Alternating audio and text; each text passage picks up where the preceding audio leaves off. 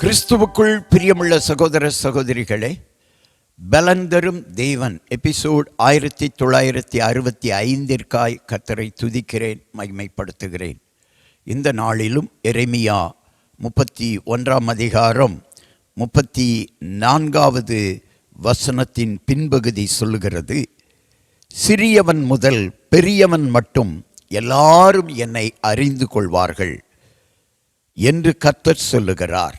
நான் அவர்கள் அக்கிரமத்தை மன்னித்து அவர்கள் பாவங்களை இனி நினையாதிருப்பேன்.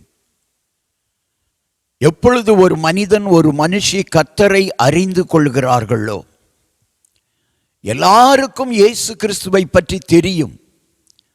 ஆனால் அவர்களது சூழ்நிலை இயேசுவிடத்திலே வருவதற்கு தடையாயிருப்பது அவர்களுக்கு தெரியும். உறவுகள், ஊர்க்காரர்கள், சொந்த பந்தங்கள் இதுவரை செய்து வந்த காரியங்கள் இயேசுவிடத்திலே மனிதர்கள் வருவதற்கு சில தடைகளை கொண்டு வரலாம்.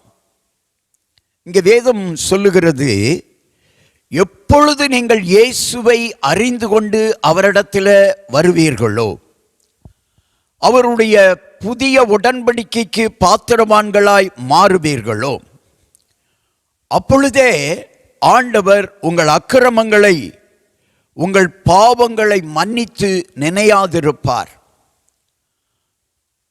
பாவமுள்ள ஒரு மனிதன் பரலோகம் போக முடியாது. அக்கிரமம் செய்கிற மனிதன் பரலோகம் போக முடியாது. ஏன் அற்புதங்களை கூட பெற முடியாது? ஒருவேளை நீங்கள் உங்கள் வாழ்க்கையில் நினைக்கலாம், பாவம் செய்கிற உங்கள் பகுதியில் உள்ளவர்கள் செழித்து வாழ்கிறார்களே என்று கூட நினைக்கலாம். அந்த செழிப்பெல்லாம் தற்காலிகம்தான்.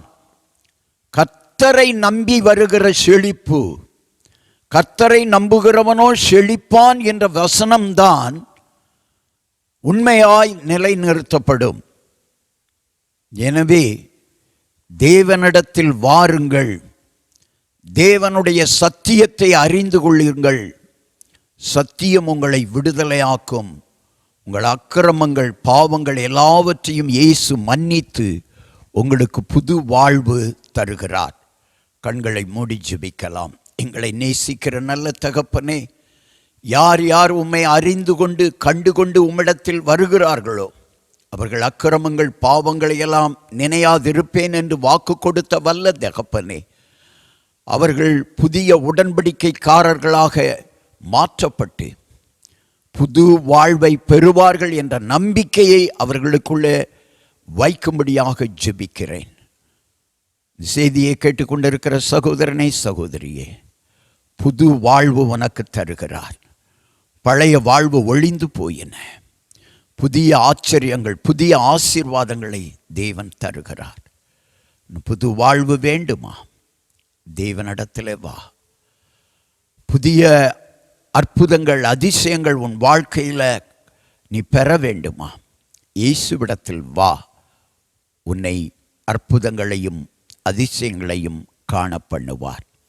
இதுவரை இல்லாத அளவிற்கு உன் வாழ்க்கையில் பெரிய மாற்றத்தை, ஏன் செழிப்பை காண்பாய். இயேசுவின் நாமத்தில் ஜெபிக்கிறேன் பிதாவே, ஆமென்.